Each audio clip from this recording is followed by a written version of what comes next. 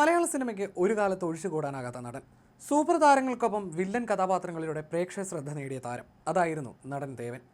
ഇപ്പോൾ BJP-യിൽ നിന്ന് രാജിവെച്ചതോടെ അദ്ദേഹം വീണ്ടും വാർത്തകളിൽ നിറയുകയാണ്. ഇന്നത്തെ ജെൻസി തലമുറയ്ക്ക് ഒരുപക്ഷെ ആരായിരുന്നു നടൻ ദേവൻ മലയാള സിനിമയ്ക്കെന്ന് ചിന്തിക്കാൻ കഴിഞ്ഞെന്ന് വരില്ല. ട്രോളുകളിലൂടെയും രാഷ്ട്രീയ പ്രസ്താവനകളിലൂടെയും പൊതുരംഗത്ത് നിറഞ്ഞു നിൽക്കുന്ന ദേവനെ മാത്രമേ അവർക്കറിയുകയുള്ളൂ. എന്നാൽ ലുക്കും ശബ്ദഗാംഭീര്യവും കൊണ്ട് 90കളിലെയും 2000-ലെയും സിനിമകളിൽ സ്റ്റൈലിഷ് വില്ലൻ വേഷങ്ങളിലൂടെ പ്രേക്ഷക ശ്രദ്ധ നേടിയെടുത്ത ദേവനെ അവർക്കറിയില്ല. മലയാള സിനിമയിലെ സുന്ദര വില്ലൻ എന്നൊരു വിശേഷണം തന്നെ ദേവനുണ്ടായിരുന്നു. ആക്ഷൻ സിനിമകളിൽ മമ്മൂട്ടി, സുരേഷ് ഗോപി തുടങ്ങിയ സൂപ്പർ താരങ്ങൾക്ക് കൃത്യമായ എതിരാളിയായി നിൽക്കാൻ ദേവനെ അല്ലാതെ മറ്റാരെയും സങ്കല്പിക്കാൻ അക്കാലത്തെ സംവിധായകർക്കും കഴിയുമായിരുന്നില്ല. ക്രൂരനായ കഥാപാത്രങ്ങളായിരുന്നു അദ്ദേഹം അഭിനയിച്ചിരുന്നതെങ്കിലും ജീവിതത്തിൽ അദ്ദേഹം വളരെ സൗമ്യനായ മനുഷ്യനായിരുന്നു.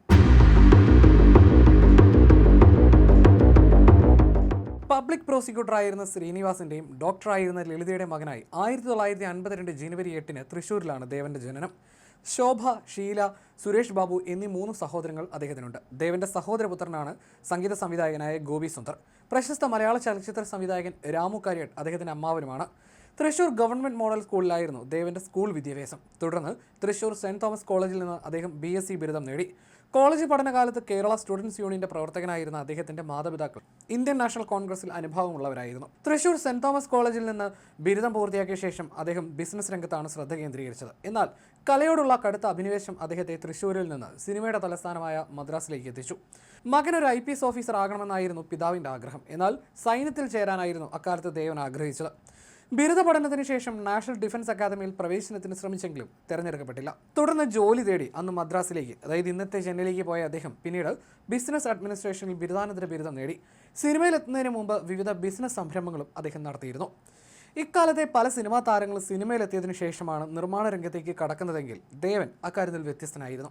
സിനിമാ നിർമ്മാതാവായി എത്തി പിന്നീട് സിനിമാ ലോകത്തേക്ക് അദ്ദേഹം ചുവടുവെക്കുകയായിരുന്നു. കോളേജ് പഠനകാലത്ത് അദ്ദേഹം ധാരാളം പുസ്തകങ്ങൾ വായിക്കാറുണ്ടായിരുന്നു. NN പിഷാരടിയുടെ വെള്ളം എന്ന നോവലിൽ ഒരു സിനിമയ്ക്കുള്ള സാധ്യത കണ്ട അദ്ദേഹം സംവിധായകൻ ഹരിഹരനെ സമീപിക്കുകയും ഹരിഹരൻ അത് അംഗീകരിക്കുകയും ചെയ്തു. MD വാസുദേവൻ നായരാണ് ചിത്രത്തിന്റെ തിരക്കഥ എഴുതിയത്. സ്വന്തം കഥയെ അടിസ്ഥാനമാക്കാതെ അദ്ദേഹം തിരക്കഥയൊരുക്കിയ ആദ്യത്തെയും അവസാനത്തെയും ചിത്രമായിരുന്നു അത്.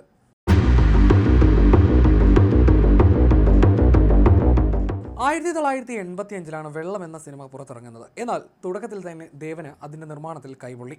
അക്കാലത്തെ വലിയ താരനിര അണിനിരുന്ന ചിത്രം സാമ്പത്തികമായി വലിയ നേട്ടമായിരുന്നില്ല. മാത്രമല്ല, ചിത്രീകരണ വേളയിൽ നിരവധി പ്രതിസന്ധികളെ ദേവൻ അഭിമുഖീകരിക്കേണ്ടി വന്നു. നിർമ്മാണം പാതി വഴി എത്തിയപ്പോൾ തന്നെ വലിയ സാമ്പത്തിക പ്രതിസന്ധിയുണ്ടായി.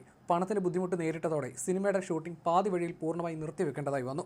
പിന്നീട് വളരെയധികം കഷ്ടപ്പാടുകൾക്കും സാമ്പത്തിക നഷ്ടങ്ങൾക്കും ഒടുവിൽ ചിത്രം തിയേറ്ററുകളിൽ എത്തിച്ചെങ്കിലും പ്രതീക്ഷിച്ച വിജയം നേടാനായില്ല.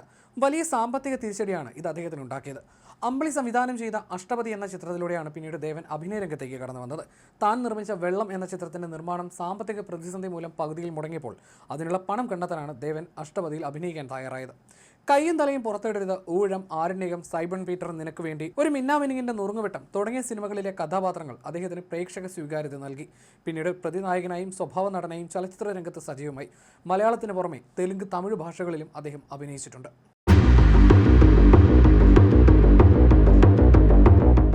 നടൻ ദേവൻ ആദ്യമായി വില്ലൻ വേഷത്തിൽ അഭിനയിച്ച ചിത്രം 1987 പുറത്തിറങ്ങിയ ജോഷി സംവിധാനം ചെയ്ത ന്യൂഡൽഹിയാണ്.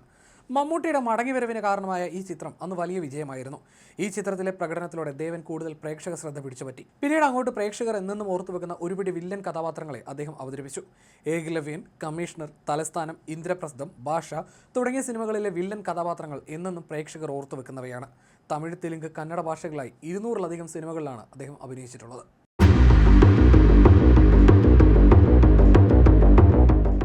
സിനിമാ ജീവിതം മാറ്റി നിർത്തിയാൽ തികഞ്ഞ കുടുംബസ്ഥനാണ് അദ്ദേഹം. പ്രശസ്ത സംവിധായകൻ രാമു കാര്യട്ടിന്റെ മകൾ സുമയെയാണ് ദേവൻ വിവാഹം ചെയ്തത്. ലക്ഷ്മിയാണ് ഇവരുടെ ഏക മകൾ. എന്നാൽ 2019 H1N1 ബാധിച്ച് ചികിത്സയിൽ കഴിയവേ ഭാര്യ സുമ മരണമടഞ്ഞു. ഒരേ ക്യാമ്പസിൽ തന്നെയായിരുന്നു ദേവനും സുമയും പഠിച്ചിരുന്നതെങ്കിലും പ്രണയവിവാഹമായിരുന്നില്ല ഇരുവരുടേതും. 2023 ദേവൻ നൽകിയ ഒരു അഭിമുഖത്തിൽ ഭാര്യയെക്കുറിച്ച് പറഞ്ഞ വാക്കുകൾ ഇങ്ങനെയായിരുന്നു: തൻ്റെ ആദ്യ പ്രണയം പൊട്ടിപ്പൊളിഞ്ഞ് പാളീസായ സമയത്താണ് തനിക്ക് വിവാഹ ആലോചനകൾ നടക്കുന്നത്. സുമയുടെ ആലോചനയും അപ്പോഴാണ് വരുന്നത്. ആ വിവാഹം നടക്കാതിരിക്കാൻ ഞാൻ ഒരുപാട് പെടാപ്പാട് ചെയ്തു. പ്രേമിച്ച് കല്യാണം കഴിച്ചതല്ലെങ്കിലും വലിയൊരു ബന്ധമായിരുന്നു ഭാര്യയുമായി ഉണ്ടായിരുന്നത്. 2019 ഭാര്യ മരിക്കുന്നത്. ഭാര്യയുടെ പ്രണയം എന്നതിനേക്കാളും ഒരു വലിയ സ്നേഹബന്ധമായിരുന്നു ഞങ്ങൾക്കിടയിൽ. ഞങ്ങൾ തമ്മിൽ അത്രയും അടുത്തു. ഒരുപാട് നല്ല ഓർമ്മകളാണ് സുമയെക്കുറിച്ച് എൻ്റെ മനസ്സിൽ. വളരെ പെട്ടെന്നായിരുന്നു ഭാര്യയുടെ മരണം. അതെൻ്റെ ജീവിതത്തിലെ ഏറ്റവും വലിയ ആഘാതമായിരുന്നു. എൻ്റെ ഭാര്യ ഒരു നിഷ്കളങ്കയായിരുന്നു. എന്നെ ഏറ്റവും കൂടുതൽ ആകർഷിച്ചതും അതുതന്നെയാണ്. സാമ്പത്തികമായും അല്ലെങ്കിലും ആളുകളെല്ലാം ഞാൻ സഹായിക്കുന്ന ആളാണ്. അതിനൊക്കെ സപ്പോർട്ട് ചെയ്തിരുന്നത് ഭാര്യയായിരുന്നു. അവൾ എല്ലാത്തിനും ഒപ്പം നിൽക്കുന്നത് തന്നെയായിരുന്നു എൻ്റെ ഏറ്റവും വലിയ ബലം. എല്ലാ ദിവസവും വിരുന്നുകാരുണ്ടാകും. അവർക്കെല്ലാവർക്കും ഭക്ഷണം ഉണ്ടാക്കുന്നതും അവളായിരുന്നു. എപ്പോഴൊക്കെ സുമയെക്കുറിച്ച് ചിന്തിക്കുന്നോ അപ്പോഴൊക്കെ വേദനയാണ്. പേരറിയാത്ത ഒരു അസ്വസ്ഥത എപ്പോഴും മനസ്സിലുണ്ട്.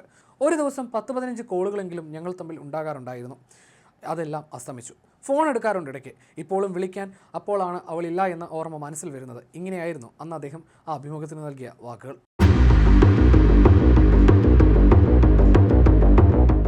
നടൻ ദേവന് രാഷ്ട്രീയത്തിൽ പ്രചോദനമായത് കോൺഗ്രസ് നേതാവ് VM സുധീരനായിരുന്നു. വിദ്യാർത്ഥിയായിരുന്ന കാലത്തായിരുന്നു അത്. അക്കാലത്ത് അദ്ദേഹം KSU പ്രവർത്തകനുമായിരുന്നു. വിദ്യാർത്ഥി സമരകാലത്ത് മറ്റു വിദ്യാർത്ഥികളെ പോലീസിന് മുന്നിൽ എറിഞ്ഞു കൊടുക്കാതെ പോലീസിന്റെ മർദ്ദനം ഏറ്റുവാങ്ങിയ സുധീറിന്റെ നേതൃശൈലിയായിരുന്നു അദ്ദേഹത്തെ ആകർഷിച്ചത്. അങ്ങനെയാണ് അദ്ദേഹം KSUവിലേക്ക് ആകർഷണനായത്. എന്നാൽ പിന്നീട് അദ്ദേഹം രാഷ്ട്രീയത്തിൽ വേറിട്ട വഴി തിരഞ്ഞെടുക്കുകയായിരുന്നു. 2004 അദ്ദേഹം കേരള പീപ്പിൾസ് പാർട്ടി എന്ന പുതിയ രാഷ്ട്രീയ പാർട്ടിക്ക് രൂപം നൽകിക്കൊണ്ടായിരുന്നു ആ ചുവടുവെപ്പ്. അതേ വർഷം വടക്കാഞ്ചേരി നിയമസഭാ മണ്ഡലത്തിലേക്ക് നടന്ന ഉപതെരഞ്ഞെടുപ്പിൽ സ്വതന്ത്ര സ്ഥാനാർത്ഥിയായി മത്സരിച്ചെങ്കിലും പരാജയപ്പെട്ടു. തുടർന്ന് 2006 തിരുവനന്തപുരം വെസ്റ്റ് മണ്ഡലത്തിൽ നിന്ന് സ്വതന്ത്രനായി മത്സരിച്ചെങ്കിലും വിജയിക്കാനായില്ല. 2020 അദ്ദേഹം നവകേരള പീപ്പിൾസ് പാർട്ടി എന്ന പുതിയ പാർട്ടി രൂപീകരിച്ചു. 2021 കേന്ദ്ര ആഭ്യന്തരമന്ത്രി അമിത്ഷായുടെ സാന്നിധ്യത്തിൽ ഈ പാർട്ടി ഭാരതീയ ജനതാ പാർട്ടിയിൽ ലയിച്ചു. തുടർന്ന് 2023 ദേവനെ BJP കേരള സംസ്ഥാന വൈസ് പ്രസിഡന്റായി നിയമിച്ചു. ശേഷം ഇക്കഴിഞ്ഞ ദിവസമാണ് അദ്ദേഹം പാർട്ടിയിൽ നിന്ന് രാജിവെച്ചത്.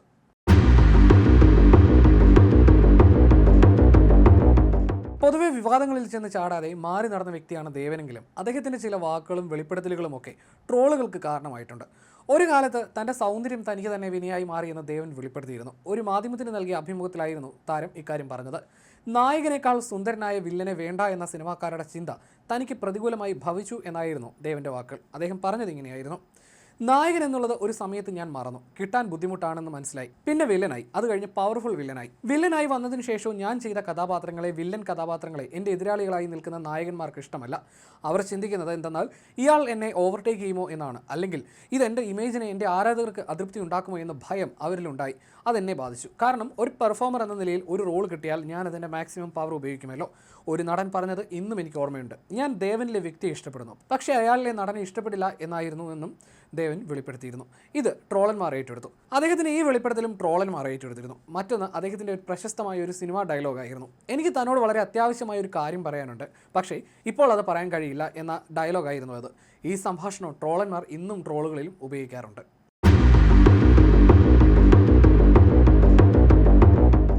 കണിശുകുളങ്ങരയിൽ നടന്ന ചടങ്ങിൽ വെച്ചായിരുന്നു SNDP യോഗം ജനറൽ സെക്രട്ടറി വെള്ളാപ്പള്ളി നടേശൻ്റെ സാന്നിധ്യത്തിൽ താൻ BJP വിടുകയാണെന്ന നിർണായക പ്രഖ്യാപനം ദേവൻ നടത്തിയത്. താൻ രൂപീകരിച്ച് പിന്നീട് BJP ലയിപ്പിച്ച കേരള പീപ്പിൾസ് പാർട്ടി പുനരുജ്ജീവിപ്പിച്ച് സജീവ രാഷ്ട്രീയത്തിൽ മുന്നോട്ട് പോകാൻ ഇനി ഒരു മുന്നണിയുടെ ഭാഗമാകാൻ ആഗ്രഹിക്കുന്നില്ലെന്നും അദ്ദേഹം വ്യക്തമാക്കി. കേന്ദ്ര നേതൃത്വത്തിൻ്റെയും പ്രധാനമന്ത്രി നരേന്ദ്രമോദിയുടെയും ആശയങ്ങളോടുള്ള ആഭിമുഖ്യം കൊണ്ടാണ് BJPയിലേക്ക് വന്നതെങ്കിലും കേരളത്തിലെ BJP നേതൃത്വം പുതിയ ആളുകളെ തടയാനും സ്വന്തം സ്ഥാനങ്ങൾ സംരക്ഷിക്കാനുമാണ് ശ്രമിക്കുന്നതെന്ന് ദേവൻ തുറന്നടിച്ചു. BJPയുമായി സഹകരിക്കാൻ തനിക്ക് വ്യക്തമായ പദവി വാഗ്ദാനം ചെയ്തിരുന്ന കേന്ദ്ര നേതൃത്വം പിന്നീട് നൽകിയ ഉറപ്പുകളൊന്നും പാലിച്ചില്ലെന്നും അദ്ദേഹം ആരോപിച്ചു. BJPയിലേക്കുള്ള തൻ്റെ പ്രവേശനത്തിന് പിന്നിലെ സംഭവ വികാസങ്ങളും ദേവൻ വിശദീകരിച്ചു. 2016 നിയമസഭാ തിരഞ്ഞെടുപ്പ് കാലത്ത് അന്നത്തെ BJP സംസ്ഥാന അധ്യക്ഷൻ കുമ്മനം രാജശേഖരനാണ് തിരുവനന്തപുരം സെൻട്രൽ മണ്ഡലത്തിൽ BJP ടിക്കറ്റിൽ മത്സരിക്കാൻ ദേവനോട് ആവശ്യപ്പെട്ടത്. എന്നാൽ BJP അംഗമല്ലാത്തതിനാൽ താൻ മത്സരത്തിനില്ലെന്നും വേണമെങ്കിൽ തൻ്റെ പാർട്ടി NDA മുന്നണിയുടെ ഭാഗമാകാമെന്നും ദേവൻ മറുപടി നൽകി. തുടർന്ന് കേന്ദ്ര ആഭ്യന്തരമന്ത്രി അമിത്ഷായുമായി നടത്തിയ കൂടിക്കാഴ്ചയിലാണ് BJP 2021 കേരളം ഭരിക്കുമെന്ന അവകാശവാദം ഉയർന്നത്. എന്നാൽ കേരളത്തിൽ BJPയെക്കുറിച്ചും RSSനെക്കുറിച്ചും നിലനിൽക്കുന്ന തെറ്റിദ്ധാരണകളും ഭയവും മാറ്റി നിർത്താതെ പാർട്ടിക്ക് അധികാരം പിടിക്കാനാകില്ലെന്ന് അമിത്ഷായുടെ മുഖത്ത് നോക്കി താൻ തുറന്നടിച്ചതായി ദേവൻ വെളിപ്പെടുത്തുന്നു. ഇതിനെ തുടർന്ന് ദേവന്റെ ജനസമിതി BJPക്ക് ഉപയോഗിക്കാമെന്ന് അമിത്ഷാ സമ്മതിക്കുകയായിരുന്നു. എന്നാൽ പിന്നീട് സംസ്ഥാനത്തെ നേതാക്കൾ ഇതിനെ തുടർ നടപടികൾ എടുക്കാതെ തന്നെ തടയാനാണ് ശ്രമിച്ചതെന്നും അദ്ദേഹം പറഞ്ഞു. 2021 നിയമസഭാ തെരഞ്ഞെടുപ്പിൽ സ്വന്തം പാർട്ടിയായ KPP 4 മണ്ഡലങ്ങളിൽ മത്സരിക്കാൻ തീരുമാനിച്ച ഘട്ടത്തിൽ ചില തീവ്രവാദ സ്വഭാവമുള്ള രാഷ്ട്രീയ സംഘടനകൾ തന്നെ സമീപിച്ച സംഭവം ദേവൻ വെളിപ്പെടുത്തുന്നു. തങ്ങൾ പറയുന്ന മണ്ഡലങ്ങളിൽ തങ്ങൾ നൽകുന്ന സ്ഥാനാർത്ഥികളെ KPP ബാനറിൽ നിർത്തിയാൽ ജയിപ്പിച്ചു തരാമെന്നും 10 വർഷത്തിനുള്ളിൽ കേരളം ഭരിക്കാമെന്നും അവർ ഓഫർ വെച്ചു. എന്നാൽ താൻ ജീവിതാവസാനം വരെ എതിർക്കുന്ന പ്രസ്ഥാനങ്ങളാണെന്ന് പറഞ്ഞ് ഈ ഓഫർ നിഷ്കരണം തള്ളിക്കളയുകയായിരുന്നു. ഇത്തരം ശക്തികളുടെ കടന്നുവരവ് നാടിൻ്റെ സുരക്ഷയ്ക്ക് ഭീഷണിയാണെന്ന് ബോധ്യപ്പെട്ടതോടെയാണ് ഒരു ദേശീയ പ്രസ്ഥാനത്തിൻ്റെ ഭാഗമാകുന്നത് നല്ലതാണെന്ന തീരുമാനത്തിലേക്ക് താൻ എത്തിയതെന്ന് ദേവൻ പറയുന്നു. തുടർന്ന് വീണ്ടും അമിത്ഷായുമായി നടത്തിയ ചർച്ചയ്ക്കൊടുവിൽ 2021 മാർച്ച് 7-ന് കെ സുരേന്ദ്രൻ നയിച്ച വിജയയാത്രയുടെ സമാപന വേദിയിൽ വെച്ച് കേരള പീപ്പിൾസ് പാർട്ടി BJP ലയിക്കുകയായിരുന്നു.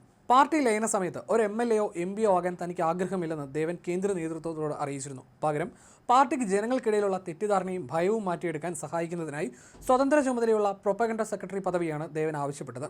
BJPയിൽ അങ്ങനെ ഒരു തസ്തികയില്ലെങ്കിലും ദേവനായി ആ തസ്തിക ഉണ്ടാക്കി നൽകാമെന്ന് അമിത്ഷാ ഉറപ്പ് നൽകിയെങ്കിലും അത് നടപ്പായില്ല. 2023-ൽ സംസ്ഥാന വൈസ് പ്രസിഡന്റായി നിയമിച്ചെങ്കിലും വ്യക്തമായ പോർട്ട്ഫോളിയോയോ ചുമതലകളോ നൽകാൻ അന്നത്തെ സംസ്ഥാന അധ്യക്ഷൻ കെ സുരേന്ദ്രൻ തയ്യാറായില്ല. പാർട്ടിയിൽ കാര്യമായ യാതൊരു ചുമതലകളും നൽകാതെ തന്നെ മാറ്റി നിർത്തുന്ന സമീപനമാണ് പിന്നീട് BJP നേതാക്കളിൽ നിന്നുണ്ടായതെന്നും ദേവൻ വ്യക്തമാക്കുന്നു.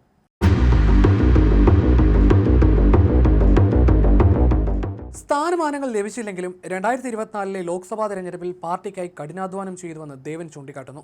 തിരുവനന്തപുരത്ത് രാജീവ് ചന്ദ്രശേഖരനും ആലപ്പുഴയിൽ ശോഭാ സുരേന്ദ്രനും തൃശൂരിൽ സുരേഷ് ഗോപിക്കും വേണ്ടി പ്രചാരണങ്ങളിൽ സജീവമായി പങ്കെടുത്തു. വ്യക്തിപരമായ സ്വാധീനവും ബന്ധങ്ങളും ഉപയോഗിച്ച് വോട്ടുകൾ BJP പെട്ടിയിലാക്കാൻ പരിശ്രമിച്ചു.